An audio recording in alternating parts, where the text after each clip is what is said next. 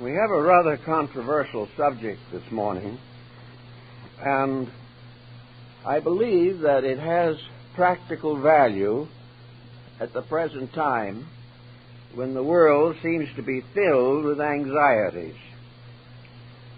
In the Bhagavad Gita, it is stated that the mind is the slayer of the real.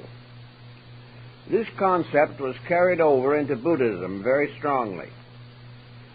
And the entire problem in Buddhist philosophy is founded upon the need for a complete reorganization of the relationship of the human being to his own mind. So in the light of that, we will begin a study which perhaps is not entirely orthodox Hinduism. I'm not sure that it's orthodox anything, but it's the way it looks at the moment, and we'll share it with you. Actually, the human mind creates most of the situations with which we are faced. Our civilization is a product of mind. Science, culture, art, music, literature, all these arise in the human mind. The mind is an incredible instrument, and we cannot for a moment discount its contributions. But when we sum them all up, we realize that the mind has certain deficiencies, that the mind is a useful servant. It is an accountant and a bookkeeper, a financial expert, all these things. But it is not able to guide its own course toward truth. Truth and mind have been at points of difference for a very long time. Mind leads to things as they are.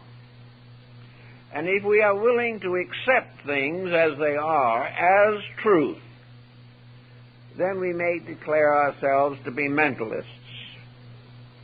But the question remains, are these things which are now so familiar to us actually true? This seems to be a point in which the Stoics and the Cynics would differ from the existentialists of today. Let us then ask ourselves, what is the principal predicament that faces us? Well, one of the very prime answers to that is difference of opinion. You can go up and down the world, and you will find that each individual has certain opinions of his own, and he is far more concerned with sustaining these opinions than he is in the search for truth. Of course, this matter is passed over lightly, because to each individual, his own opinion is the truth.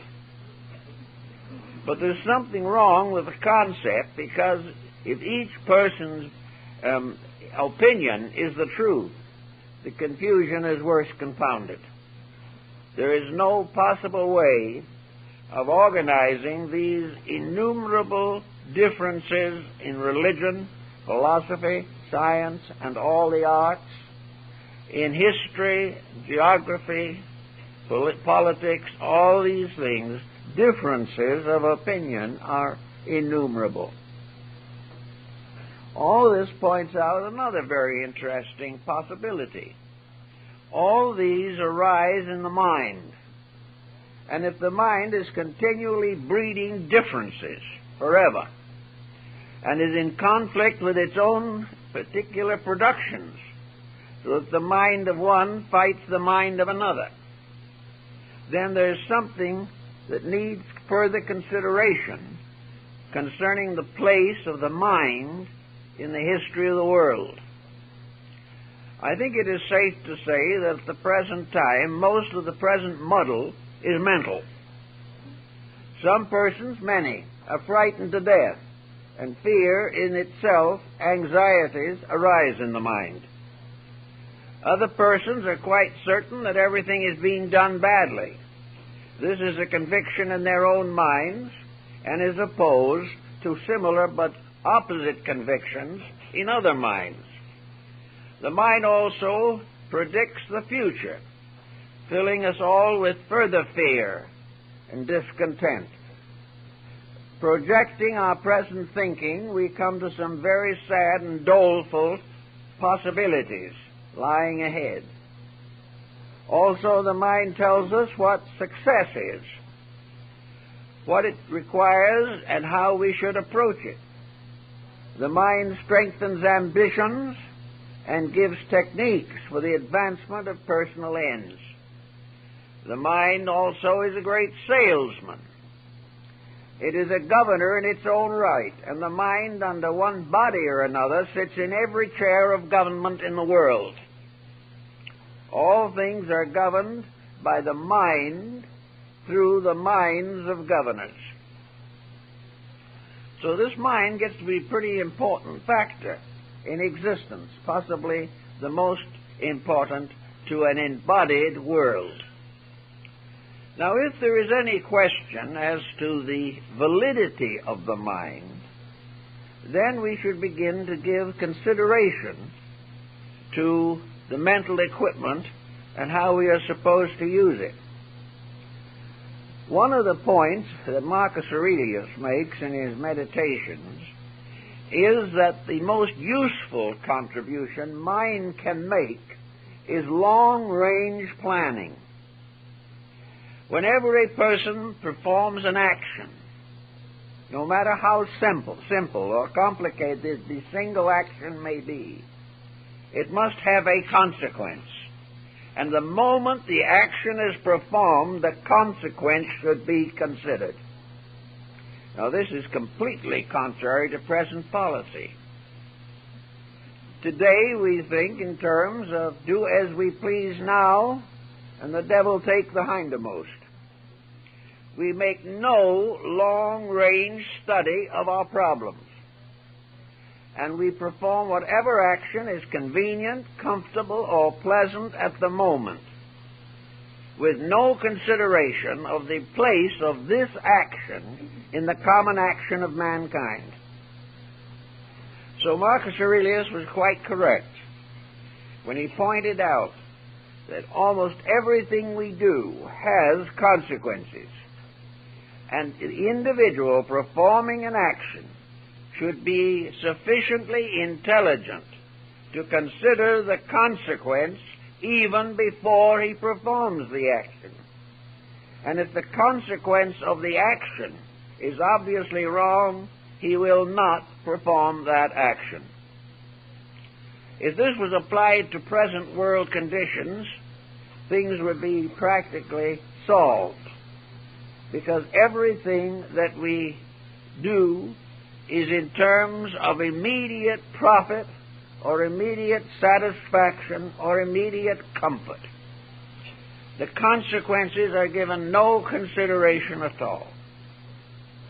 The present lack of basic environmental utilities is a proof of this. The problem of food is a proof of short-sightedness and indifference to consequences. Almost all ecological difficulties arise from immediate waste without thought. So everywhere the person is not using the mind as it should be used. He is allowing the mind to devote itself largely to pleasing and fulfilling the ambitions of its owner. This was not the original use of mind. It was not created for this purpose. It was a guide, but it has become an employment by means of which we fulfill our appetites. Now, if we consider the matter in the terms perhaps of Oriental philosophy, we can say then that the mind, and this I think is an important point, that the mind itself can destroy only the products of itself. In other words, whatever the mind creates that is wrong, the mind itself can and will destroy. Any illusion that passes for truth will ultimately be exposed. Actually, the mind cannot, however, destroy the natural world. The human mind has no essential influence upon the infinite plan of things. It can only affect the little patterns that it sets itself. It can move a civilization into limbo because it put it there in the first place. It can change the destiny of the individual if he allows it to guide his conduct. And if his mind fails him or is wrong, the consequences are pernicious. The mind, however, cannot touch infinite law. So in the Orient, Chinese, Hindu, Buddhist, we find a certain concept that there is a reality. This reality may be regarded as infinite will. It is distributed throughout every atom of space. It is everywhere, in everything, always. And it is unchangeable. It cannot be altered, compromised, or exploited. Any effort to go against the divine will by the human mind must end in disaster. The mind was made to obey the laws which it learns. And one of the purposes of the mind is to help to educate us as to the universal divine plan of things. The mind is to show us how the infinite wants it done. Instead of that, we use it, in a sense, to take over the divine pattern and reform that which in itself is unchangeable. There is no evidence that the universal laws have ever changed in the slightest degree. They have become more apparent at some times than at others. They have been interpreted in innumerable ways by various cultures, usually by minds determined to adapt or apply universal energy to private purpose. But actually, the laws themselves never change. The infinite purpose cannot be disturbed by the action of human will or intention. If then we are really concerned with solving something, we must try to discover what the law of that thing is. And that law is not enacted or maintained or variously amended by the Supreme Court. That law is the will of the infinite for that which it has brought forth out of itself by the application of its own laws. So we live unlawfully in a lawful universe and somehow feel that we can succeed in living our own way regardless of its relationship to the infinite will. Again, Marcus Aurelius points out very definitely that the patterns by which we live, if analyzed carefully, are supremely stupid. Practically everything that we do is foolish. Our motives are foolish. Our objectives are foolish. The whole pattern of our way of existing in our present way is to overlook and forget the law and emphasize the comforts. Each individual is surrounded by certain inevitable facts, and he tries to forget these to the best of his ability. But even though forgotten by his conscious mind, they're in no way weakened, altered, or removed as patterns of power. Man is born, and man suffers, and man dies. And in the interval between birth and death, there are years, sometimes a few, sometimes many. In these years, certain experiences are possible to the human being. And one of the questions we must ask, if we are thoughtful, is what did the infinite will determine that we should do with the finite years of our own living? If we live in this world 80 or 85 or 90 years, what were we put here to do?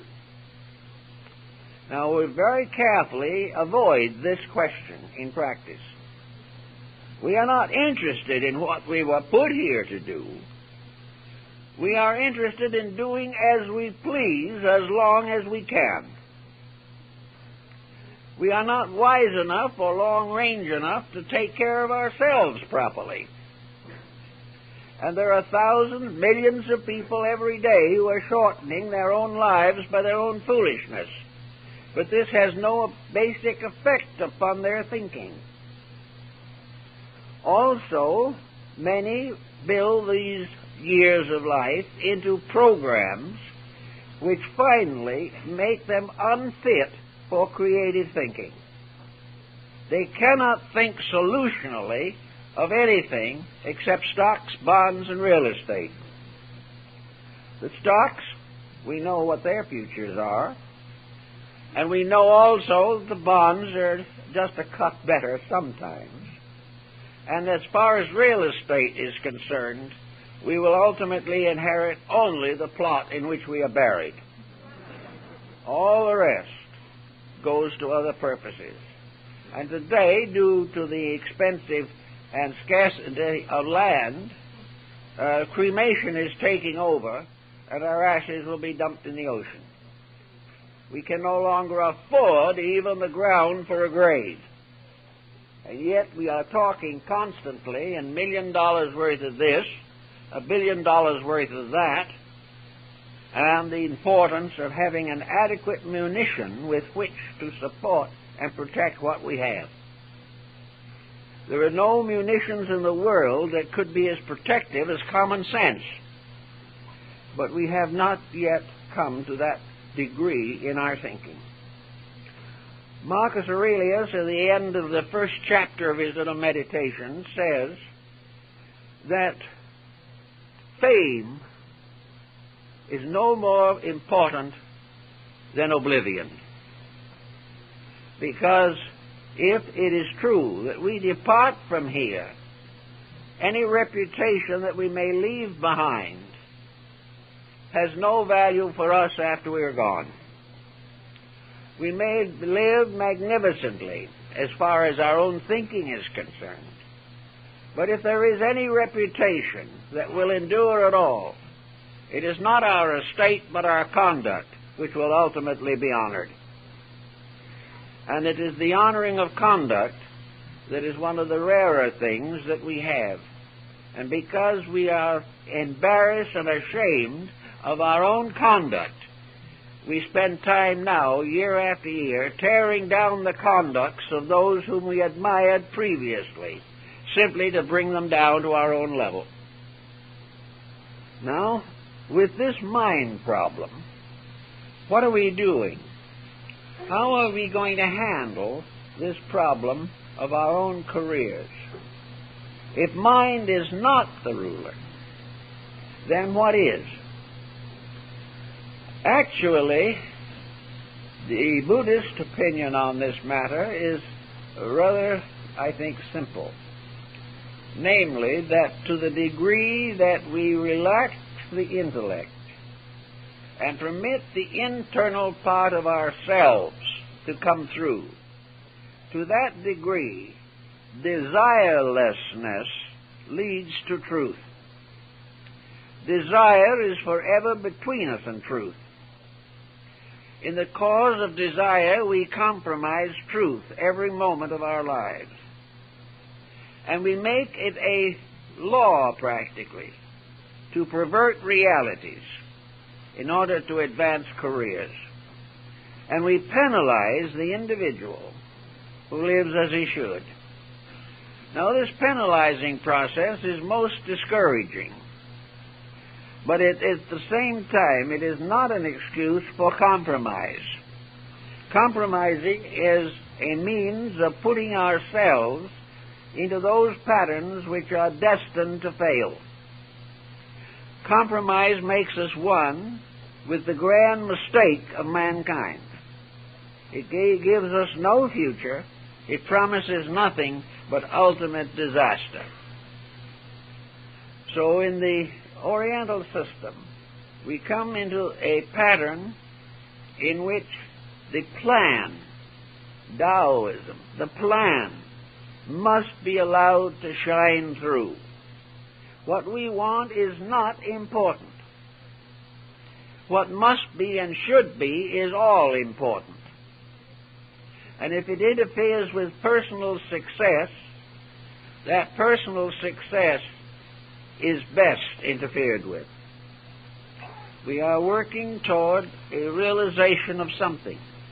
Now, in our daily living, in these complicated eras, we are slowly becoming aware that what we are doing is not working.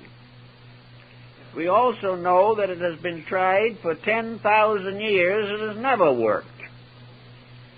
And how a person can call themselves a thinker or a scientist or an executive and continue to make the same mistakes that all of his kind have made since the dawn of time is difficult to understand. But it is part of this philosophy of immediacy. The future, so what? The most important thing is now. We must have it today. We must finish it today. For somehow we realize that even tomorrow is uncertain. So in this particular phase of living, we are now under a new threat. A few years ago, the atomic bomb was exploded for the first time. And for all intent and purposes, that explosion, or those explosions, at Hiroshima and Nagasaki, were the end of human complacency. From that time on, fear began to develop within the human being. He discovered that his ingenuity has enabled him to create a means of self-destruction that is more astonishing and more final than anything he ever knew before. It was bad enough when he threw rocks at his enemies. It was even worse when he used bows and arrows against his friends. But now, the imminent development of a means of universal destruction has caused a great deal of fear. Now, fear is a negative emotion. It is something that in itself is comparatively worthless.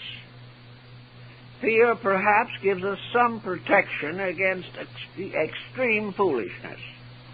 But as a means of solving our problems, it is of no importance. But fear is there. But fear is not leading us to correct the cause.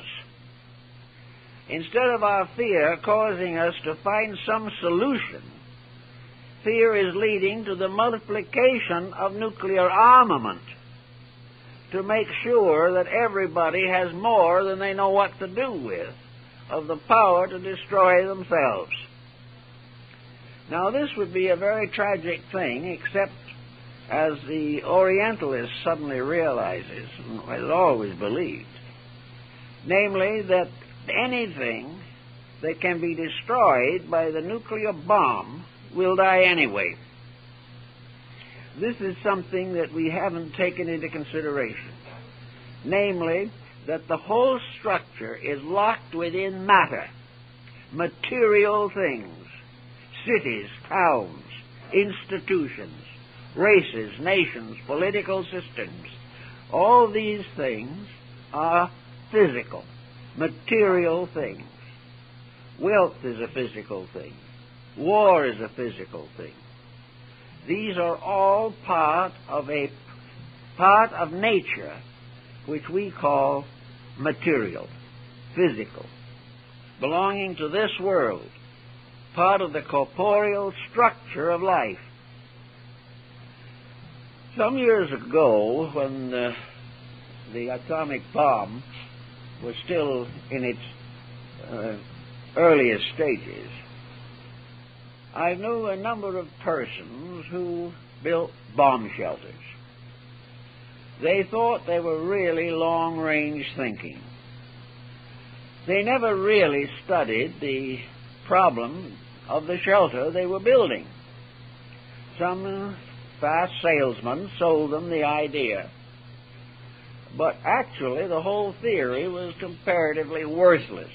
It was another phase of mental escapism.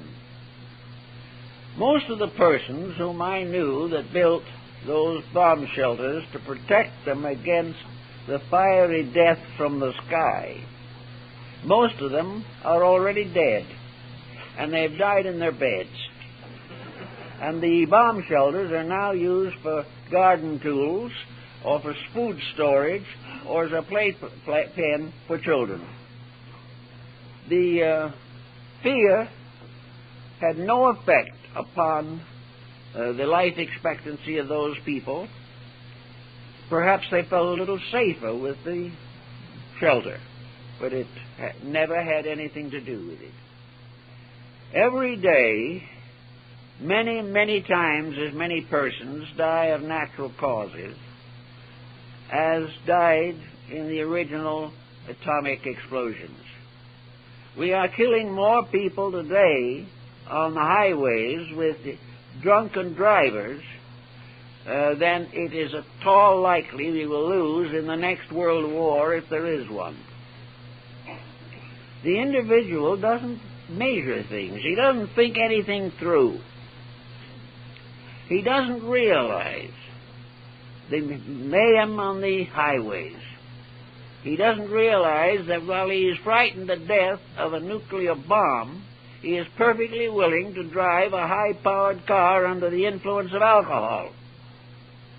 He doesn't fear to kill himself by drink, but the idea that it might happen from the bomb touches him to the very soul of his nature. Here again, we are in the face of the Oriental point of view. Anything that happens in the material world is subject to the function of man's mortal mind. The only way he can get away from his difficulties in this world is to properly educate his mind. And the only way he can educate his mind correctly is to train it to recognize that there is something in the universe more important than mind. Mind has to take a secondary relationship with life. While it is primary, we will be in trouble forever.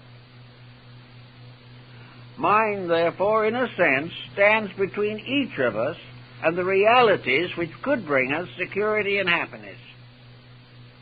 Mind has set up a conspiracy. It has set up a vast organization of ulterior motives. It has turned us in from the very depths of speculation and monetary fantasy into the complete waste of time in front of a television set. These things indicate a mind gone to seed, or perhaps we should say a mind that never got even as far as a seed in the life of the average owner. So while we sit around desponding over things, we have within our cranium a small cell that seems to be continually selling us out, making life more meaningless, more dangerous, more destructive than ever before in history. And yet people, all in all, are good. People are kindly. They want to do the right thing. Most individuals will do anything that seems to be right as long as it doesn't consequently result in too much loss for himself. But good-hearted, in an emergency, they come forward like heroes. Someone in trouble, there's always someone there to help. We are ready to feed the suffering and the hungry, take care of the sick. Individually, the human beings are good, but they are under a mental collective pattern that has been bestowed upon them by their ancestors and supported by their education, and apparently made necessary by competitive economic policies. And under these, the individual sells out his birthright.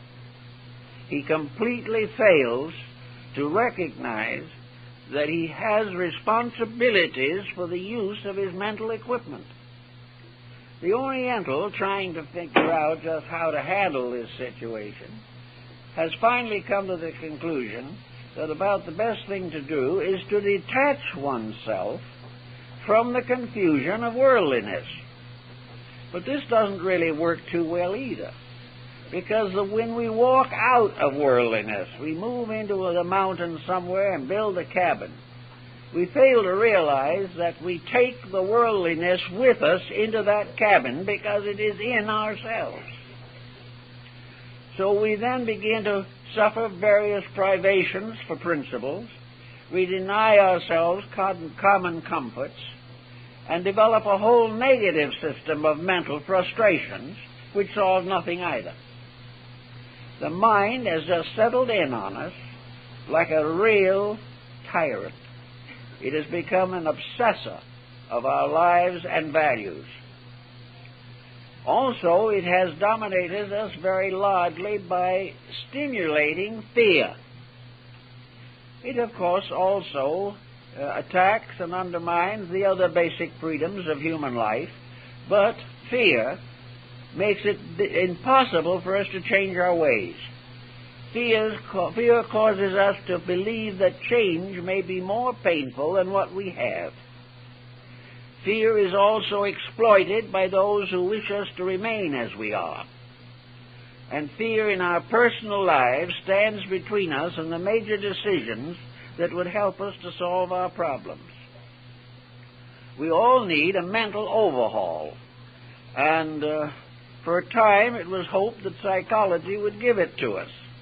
But psychology has not been dedicated to the solution of mental problems. It has rather become a kind of justification for mental attitudes that are wrong but generally accepted. We are still very much in the same condition. The mind continues to slay the realities of life. Now, is there any way out of this particular situation? Yes, there probably is a way out. But it's a way out that appears to be forced upon us by an aggrieved providence. Look out into space, and we are now beginning to fill space with menace. Once we regarded space as a kind of dome, and over the top of it was heaven, with angels and the divine Trinity and the sources of life. Today we are talking about black holes which swallow up the cosmic system. And we have science fiction to support this, and we have some tremendous motion pictures to prove that the universe hates us heartily and was hardly able to wait till it can eliminate us. Nearly all visitors from other planets are assumed to be dangerous, or if they are not dangerous, they are strange, mysterious-looking things that do not appear as though they would be much competition. Actually, we are afraid of space. We are afraid of everything. We have not discovered in our own hearts and minds that we are part of an indestructible expanse of life, that space from one end to the other is immeasurable. It is all suspended from powers inconceivable. It functions by laws immutable. This mysterious thing that we call space goes on through light years and light ages. It is filled with living things. And over these living things, the human being has no power whatsoever. The only authority he has is attempting to take over the proprietorship of this little molehill which we call the earth. But even if he takes it over, what does it mean? It means that he is on a small island somewhere in the edge of an infinite ocean. Even if he should conquer the planet, what does he have? Nothing. And when he does finally conquer it, he has a few years, and then he must lie down and be conquered by the very earth he has taken over. The whole thing is completely beyond his control. He cannot change the infinite way. He cannot alter the great motions of the thousands and millions of suns and their planets way out yonder. He cannot even count the stars in the Milky Way. Every time he has a new telescope, he finds more stars. They go on and on and on. Hypothetically and scientifically, we say we have conquered space when we put a small projectile out there a few miles and feel that we have actually outwitted the ages. Nothing has changed. We are still exactly what we were. Our link with reality is our only value. It is the fact that somewhere lurking within ourselves is that unit of power which sustains all things. This is our wealth. This is our treasure. This is the reason for our existence and the means of that existence. We can never conquer anything except our own ignorance.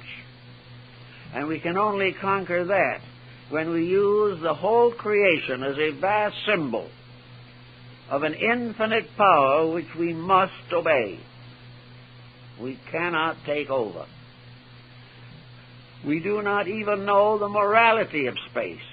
We do not know what is good and what is bad way out there. We measure all things in terms of our own comforts and discomforts. We do not know whether those planets that disappear and those stars that fade away actually die, or whether, like the human being, they pass out of a body to be born again. We can find no death in space. We're not at all sure we can even find it here. For what we call death is a change of worlds, but is it a change of condition? We do not know. We have dropped a body, but this does not mean that we have died. So with all the uncertainties and all the fears of them, with millions of people fearing life and hundreds of millions fearing death, what have we accomplished? We are fools as we were before, as Faust says. We have not understood or given our attention to the final solution of things. Now, the final solution of things is also a matter of acceptances. When a person follows a wrong pattern for enough years, a good pattern will hurt him or make him feel uncomfortable. He will not want to change, even though he realizes that his present course is fatal. He does not want to understand life, even though he knows that he must sometime face a change. He is just beginning to think seriously about life after death. And he is not yet able to create a philosophical insight or a mystical insight strong enough to comfort him in the years as they come to an end. All of this is part of a little plan, a little pattern which we have to live by within the great pattern. And our only great hope or ability to handle this situation is through the complete reorganization of the processes of the mind.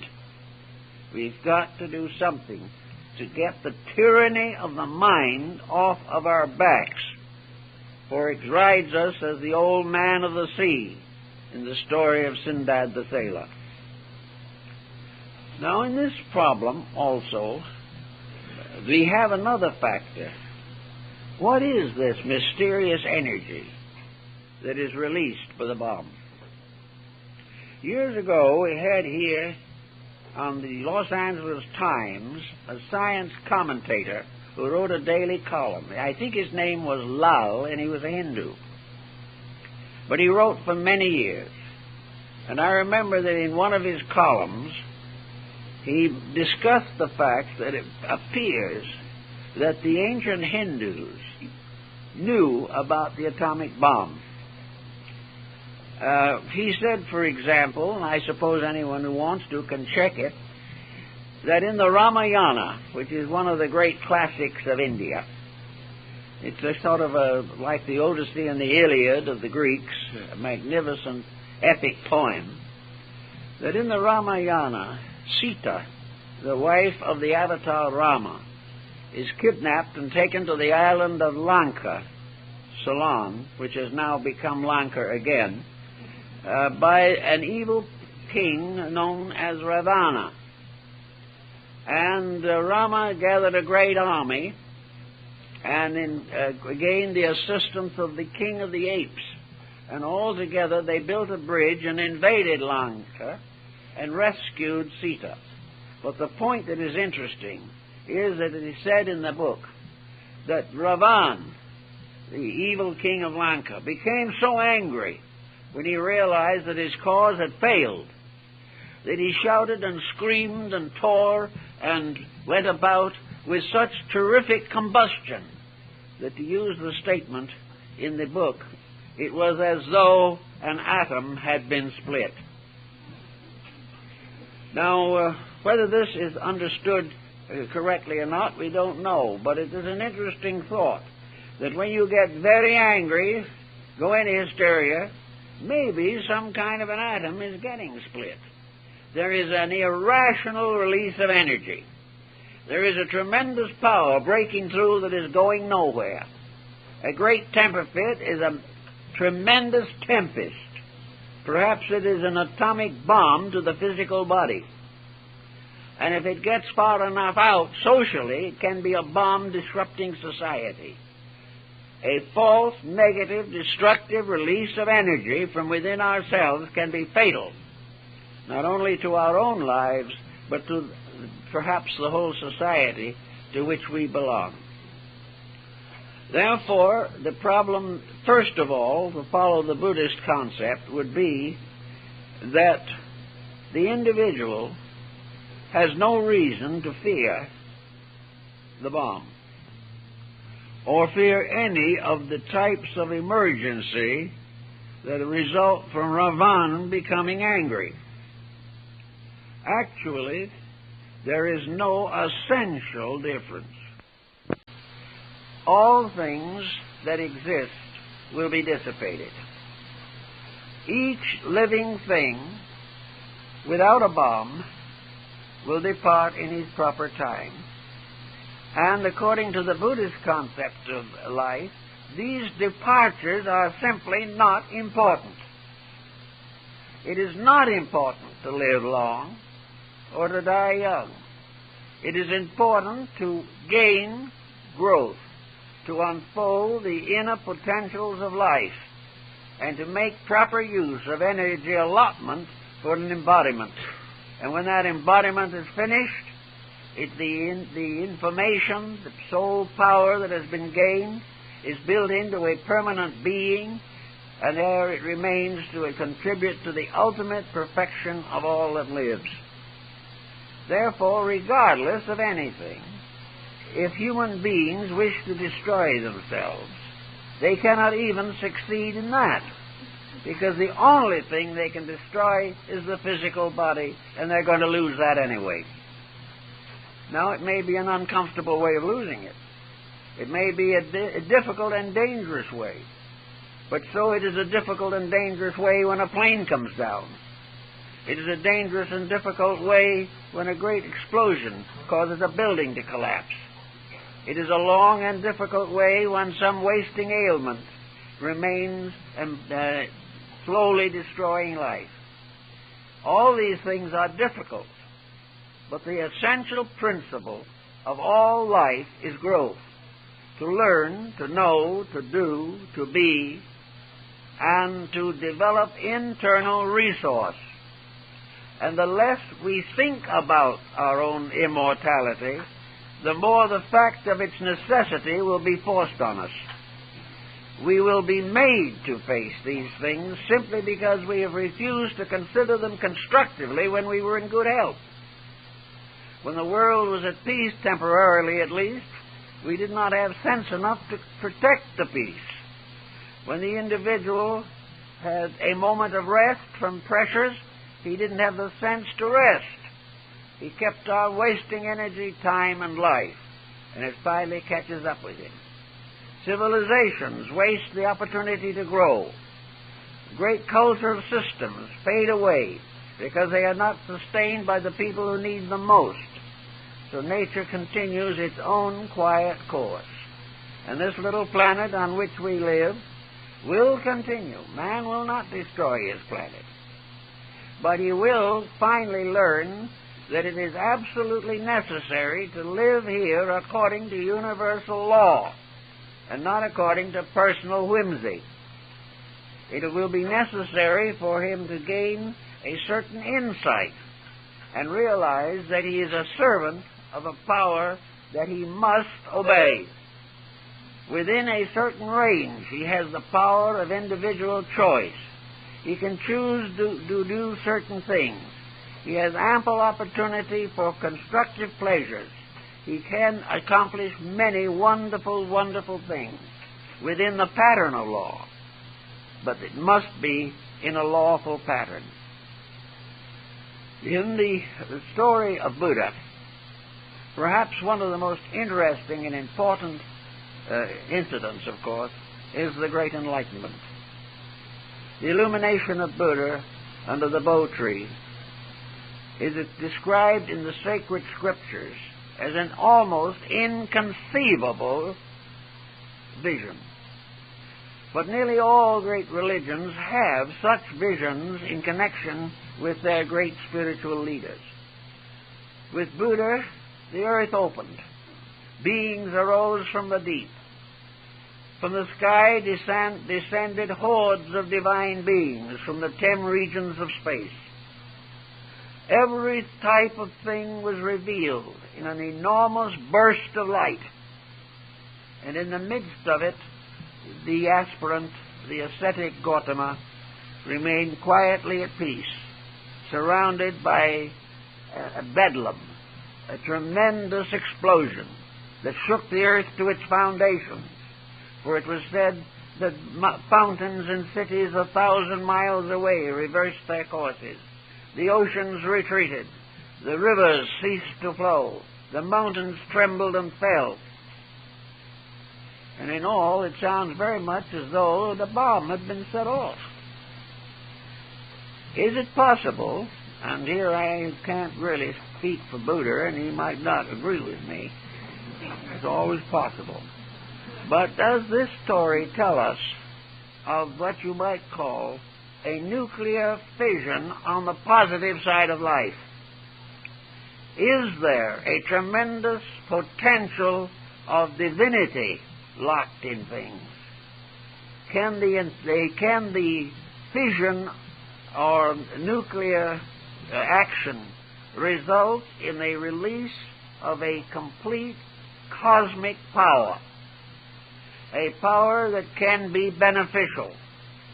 If this power is released through the ascetic, through the mystic, through a mystical experience, it then and that way only means that the cell of consciousness within each of us has split. And out of that comes cosmic consciousness. Out of that comes the one great experience of illumination. Is illumination the soul fission within the human being himself? Can it also occur to a world in misery and pain? Is it the final release of the overself? Is what we could call a mystical experience carried to an extraordinary degree result in the sudden distribution, diversification of the individual? Or as we find in the book of the Great Decease of Buddhism, where Buddha declares that he will not return again as a person, but will return again in every living thing. this could be the result of a self absolutely abstracted, turned into an immeasurable number of vital factors which take up their abode in everything that lives. Is this not the possible explanation also of the statement of Paul, Christ in you, the hope of glory? Is this Christ in you, or the Buddha in us, or you, actually the infinite diffusion of consciousness? Is it possibly the actual vision of the cosmic cell at the root of our own individual existence? If so, then it can become and should be the most powerful religious experience of which the human being is capable. It may result in the complete dissolution of the personality. In fact, it is well known, possible, in the Oriental systems, that the personality is gradually disseminated throughout all living things. Is it possible that evolution is the gradual fission of a cell of consciousness within each evolving creature? Does each creature have locked within itself the infinite power of the complete existence in the universe? Are we bound to the universe by a cell in ourselves that can expand and become even more wonderful and remarkable than any nuclear fission we can imagine, but a great fission in the term of constructive spiritual integrity, that suddenly the individual's consciousness becomes diffused through all living creatures everywhere? That this is the final renunciation. This is the fulfillment of the ultimate Buddha obligation, namely, that the power of enlightenment shall pass from the individual to become part of the consciousness of everything that lives. This is a thought that in passing might be a rather intriguing one. We know the mystical experiences are recorded and mentioned in a great many books, in a great many different systems of religion. We know that we have evidence that at a certain point in the life of the individual under discipline, there comes a power or ability to transcend the factor of self. Is it therefore the factor of self that stands between each of us and our own universality? Is it the factor of self by which we lock ourselves into the personalities which we know? And is there any ultimate salvation for the self-centeredness within us? What is this self? Buddha says it is an aggregate. It is the result of the sensory perceptions and the mental coordinator. The self is therefore not a being, but a focal point, and that this focal point stands in deadly interval between us and our real inner realities.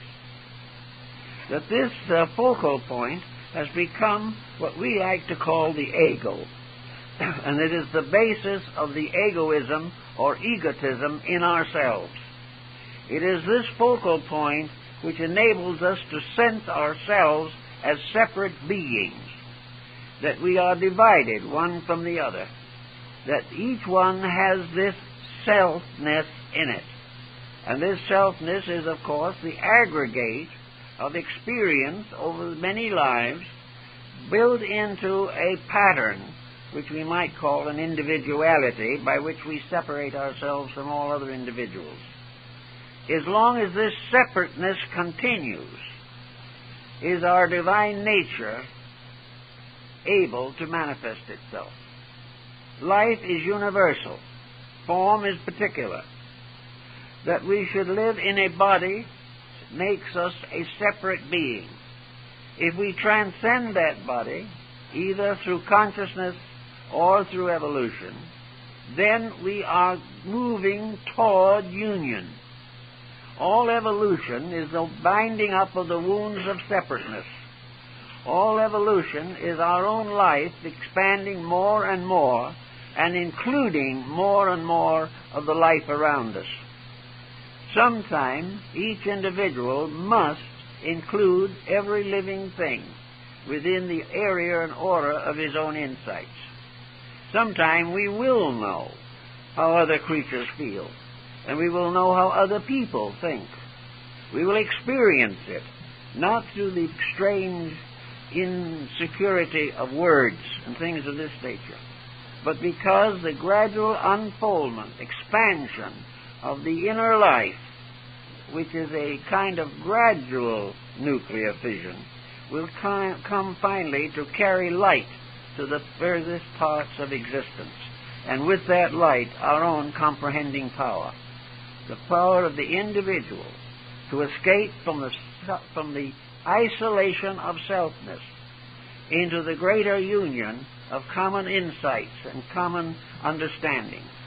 It is only when this insight increases and expands that we can possibly hope to solve the political problems of society.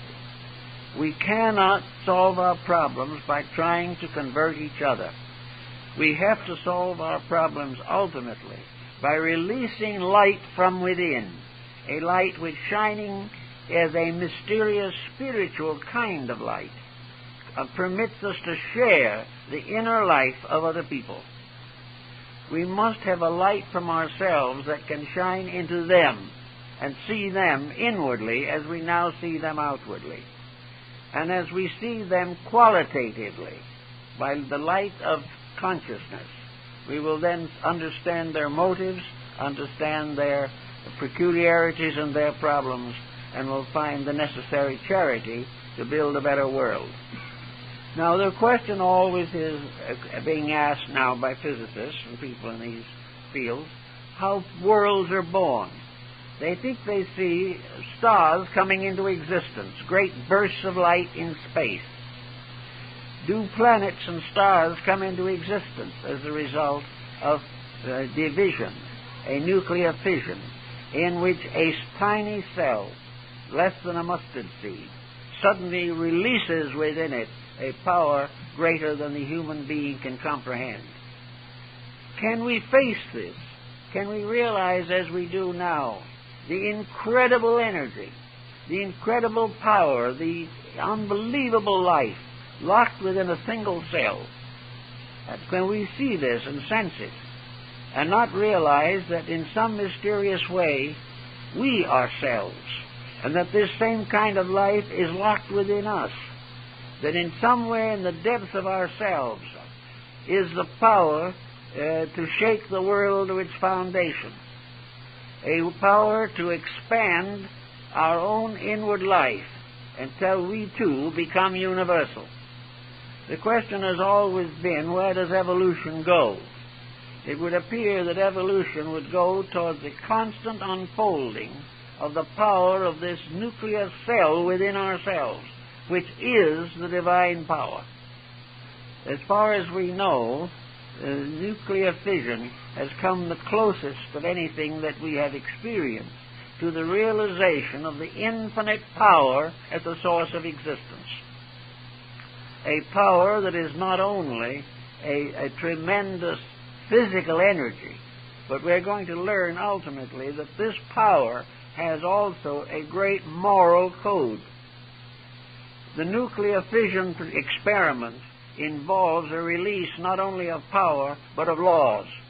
Laws, rules, and patterns that we did not know before will come into force. Everything we discover we must either use or abuse. If we use it well, it advances us. If we abuse it, it destroys us.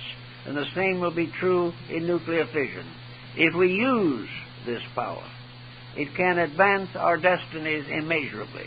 If we abuse it, it can whip back at us with a tremendous reaction, a reaction which is only an aspect of karma, because we deserve it. Here we have gone along for thousands of years, failing almost completely to experience the mysteries of our own birthright. We have gone along year after year, generation after generation, nation and race after one after another, without actually getting down to the great facts of life. Some have felt that these facts cannot be known, but the truth of the matter is that we have not tried to find them. We have used one little tiny bit of energy in the search for truth, and all the rest of our energy in the search for profit. And this problem has locked us within a situation which is contrary to God's will and natural law. We know that nearly all sickness in life is due to obstruction. Nearly everything that moves and has its proper circulation functions normally, where obstruction leads to congestion and death. We have for ages obstructed the flow of life. We have failed to use the potential that we have for the good of ourselves and others. We have settled down to the assumption that life in us is simply an energy by which we can create physical things. It is the power to hit the nail with the hammer, and that's all. We have never realized that the skills that we have and the intricate nervous structure that we possess, that all these different powers and others unknown and unconsidered at the moment, all of these point to the fact that there is a potential in man that is inconceivable. There is a potential that nothing has as yet really attempted to understand. Even our theologies have not gone far enough to teach us these mysteries. We do not know what to do with the life we have, and we therefore waste it. Religion and philosophy can help us, but they cannot compensate for the fact that we do not apply in daily living the rules and principles that would make life unfold. In other words, the cell in us, whatever it may be, grows and is willing to grow and can grow and takes advantage of every step forward. And the more we become thoughtful, careful, wise, and gentle people, the more this inner life expands, until finally this ultimate expansion is the great mysterious illumination seen in the Buddhist patterns and mandalas. It is the gradual expansion of an inconceivable light within ourselves, a light that we all possess, a light that is also our life, for without it we could not live. And because we are alive, and because everything in the universe is alive, this tremendous power can be released. And the power that is released in an atom is only symbolical of the power that can be released in the human heart, in the human soul. And not only is it something that starts so small you can't even see it, but goes to become a great tree, so in man himself, while the beginnings of this process may be invisible, the greater part of it shines through the magnetic fields of the body, and in the course of ages, the individual becomes a great luminous center in this galaxy of ours with which we are so deeply concerned today. If, as the result of our being faced, as we are now, with this decision, with armament on everybody's mind, with the money we need to live being used to make forms of destruction, as this goes on, and we try to figure how security can be achieved by mutual destruction, it must come to our realization that there has to be a better way. We are not going to disobey the laws of nature, and if from outside somewhere in space our planet is suddenly seen to have a little red spot on it somewhere, it means we have set off another bomb. But we will not destroy the planet. We cannot destroy anything that lives. We cannot destroy life by physical means, even though that means the nuclear fission. The only thing we can do with it is to cast that life out of body. We can destroy its bodies. We can destroy its cities. We can destroy its industries and its arts and its sciences. But we cannot destroy the life that is within any living thing. Even the sparrow cannot die. but it can become unembodied. And if through nuclear warfare it becomes true that many people will be forced out of this life, not one of them is dead. There is no death. There is only a change of worlds. We are all faced constantly with the challenge of this change. We are all faced constantly with the realization that all kinds of sorrows and mysteries hang over us, any one of which can take us away without much attention or notice. But we are not too much afraid of this because we believe in something. We believe in a life beyond, a life that is greater. We must face our problems of nuclear fission in exactly the same way. We know that while some may be sacrificed if the process continues, that nothing will die. The planet will not be destroyed. There will not be an extermination of the human race. There will be a destruction due to the fact the individual has deserved it from a complete failure to maintain the ethics which would have made this situation impossible. If the individual had lived by the Ten Commandments and the Golden Rule, if he had listened to the Sermon on the Mount and practiced these things, if he had been the type of human being that man is ideally conceived as being, we would never have this problem. We have this problem because everybody has done as they pleased, and they have not been pleased with what they have done. They keep on adding to their wealth and impoverishing themselves. They keep on trying politically to solve problems that can only be solved by integrities. And even as they go along, they find it difficult to find proper candidates for office who might be a little more honorable than they are. If the candidate is more honorable, they are afraid of him. If he is less honorable, they are afraid of him. Fear continues. All because in this great structure of human existence, we have simply failed to be human beings. We have simply become organized units of self-centeredness, and we are suffering as a result. Now, how far that suffering is going to go will depend largely upon ourselves. But there is also something else that we can, I think, believe, and Buddhism supports it, that karma does not fall unfairly. Karma does not destroy that which does not deserve it. Karma does not injure the virtuous. Now, there are two explanations for this. One which we would like to believe, and another which we might not like so well, but which is equally honest. We can say the virtuous are not damaged by karma for the reason that understanding karma and understanding themselves, they realize that the karmic reaction is just, that it is part of a process of learning, that unless the Lord chasteneth us, we continue to make us mistakes forever. So that we can say the innocent are not punished in the sense of the person who is bewildered, frightened, and believes that everything is unfair. On the other side of the problem, there is that the individual who does not deserve a certain type of karma, according to all of the Oriental philosophies and according to Christianity, the individual who does not deserve punishment will not be punished.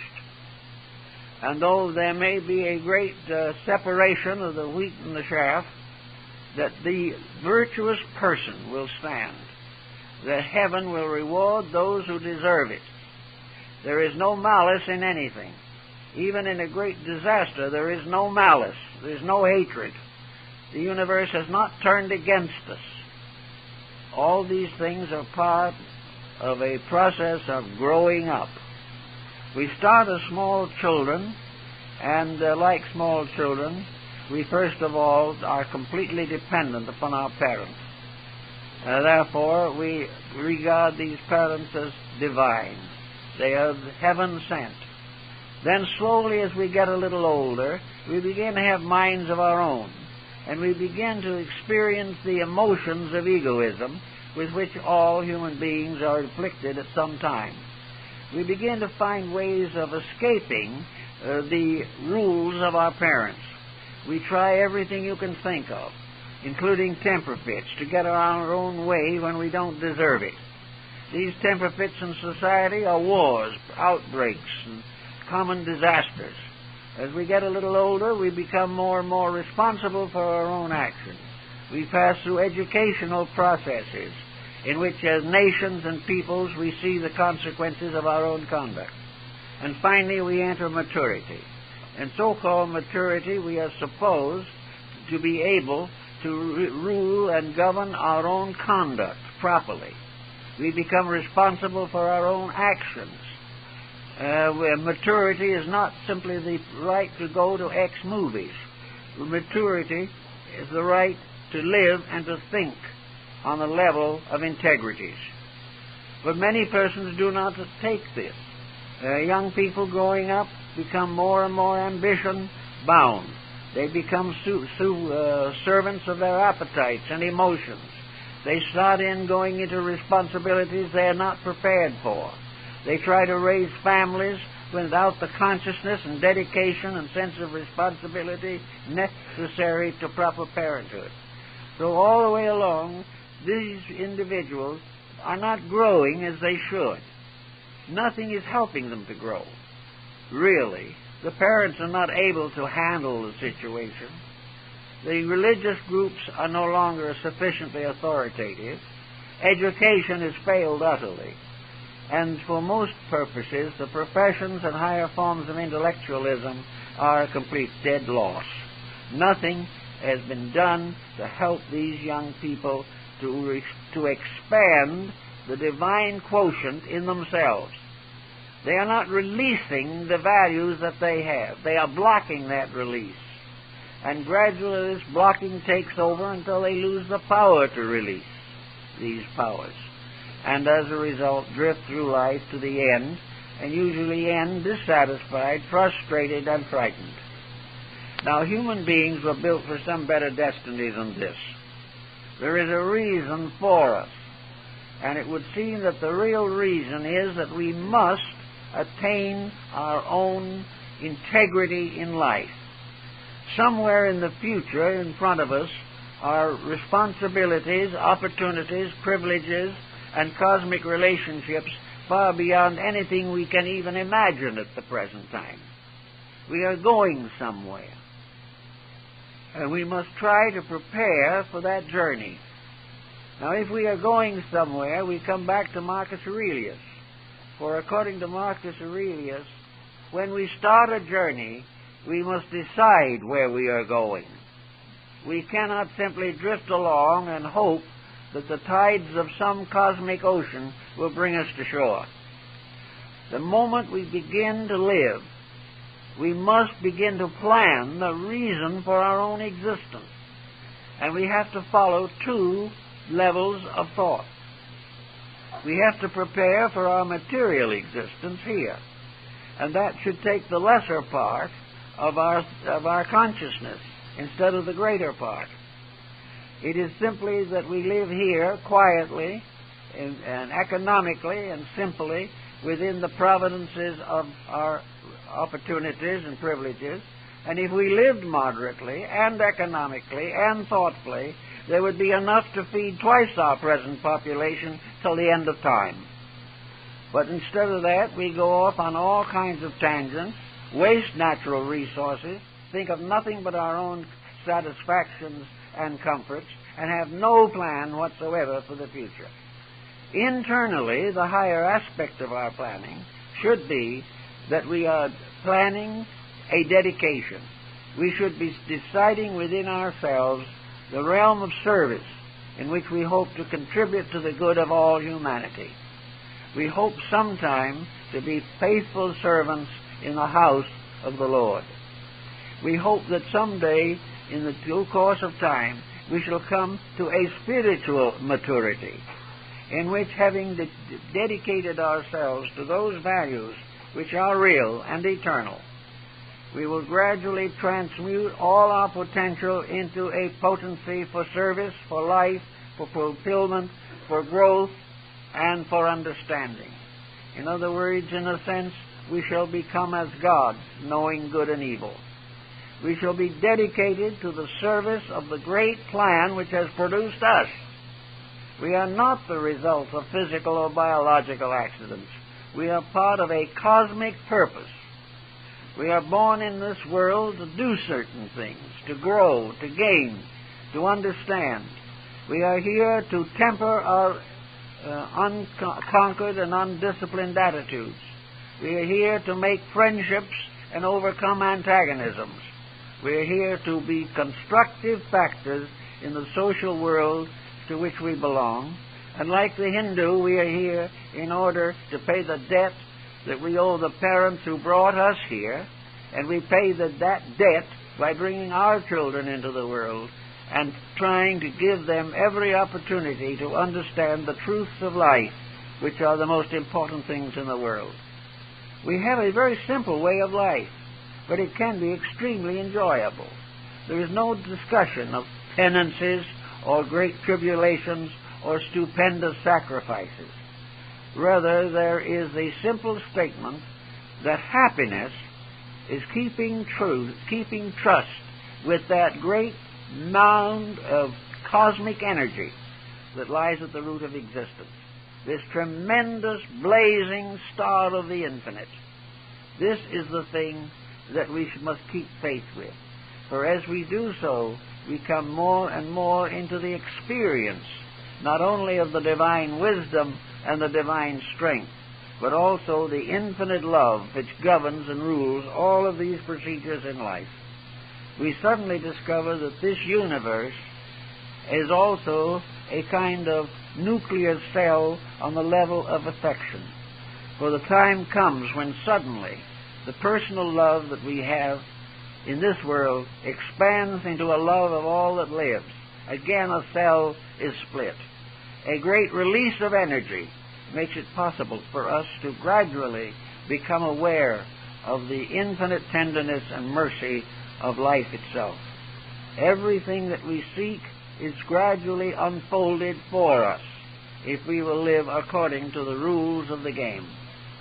And it is quite conceivable, to me at least, that the infinite that we are seeking lies locked within ourselves, and that a fission taking place results in a gradual release of a tremendous force, that there is more force locked within each of us than was taken to build the planet, that each of us is a tremendous center, and if one little nucleus structure in nature can produce the atomic bomb or nuclear bomb, then certainly the consciousness cell in ourselves is limitless. It goes on and on and on. There is no end to its growth. There is no end to the mechanisms that it can motivate. There is no end to the sensory perceptions unknown to us today, which can be sustained and carried and energized by this unit of complete divine force within ourselves. I know that words with this type of thing are extremely difficult.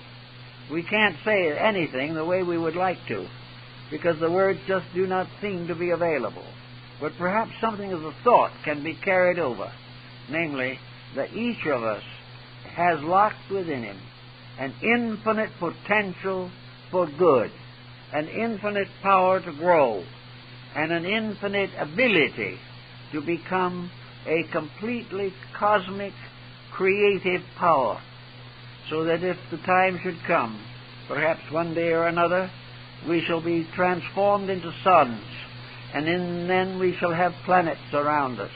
Then we will be transformed into stars and become part of the great hierarchies of existence, and on and on and on, until at last we become one, completely one, with the great illuminator, the tremendous power that is the source of all things. And that union is not going to be a dissolution. It is not going to be the person drowned in the infinite.